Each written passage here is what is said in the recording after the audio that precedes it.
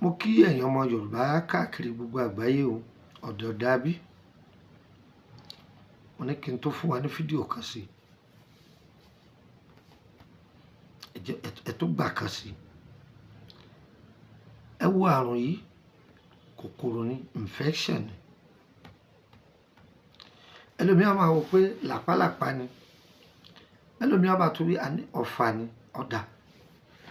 Iyì yòówù nínú méjèèjì tó bá jẹ́ pé kọ́tọ́ mọ̀ sí nìyẹn.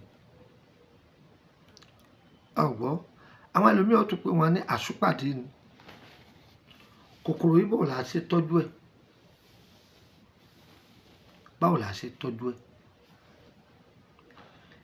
Ẹ lọ tọ́jú ọ̀rọ̀ ẹnu òpìyè. Ẹ kó sódó. Ẹ gbọ́, ẹ kó sódó. Ata ìjọsì dédé ọwọ́ méjì ẹ dà sí. Ẹ ti dà sí. Ìmí ọjọ́ tá ń pè ní sulfur, ìmí òrùn. Ẹ lè lọ yẹn lọ́tọ̀ kẹdà mọ́.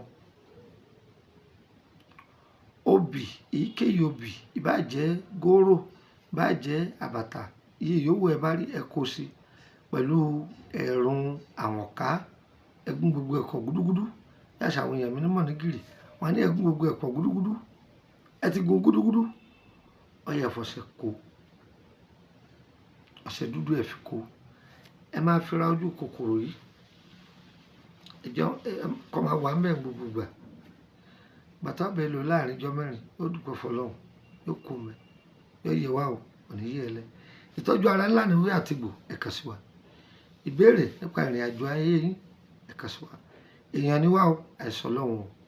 Ara ń tọ́lọ̀ mọ̀ wá. Òun là ń fún yín yìí o. Ọmọ nọ́mbà yìí ọmọ ọ̀dọ̀. WhatsApp rẹ̀ tó bá pè mí, o lè pè mí WhatsApp rẹ̀. Ẹ má pè mí lórí WhatsApp ti nọ́mbà àbẹ̀nàmọ́ o. Torí WhatsApp ti pọ̀ rẹpẹtẹ. Ṣùgbọ́n ká má bàa máa rojọ́ pé wọ́n dá mi lóhùn. Torí ẹ̀mí ìdínkù sí WhatsApp Nàìjíríà nìkan. Ó sì jẹ́nu. Ọ̀yá, ẹ jẹ́ fún yín nọ́mbà orílẹ̀-èdè Nàìjíríà àti nọ́mbà orílẹ̀-èdè Benin.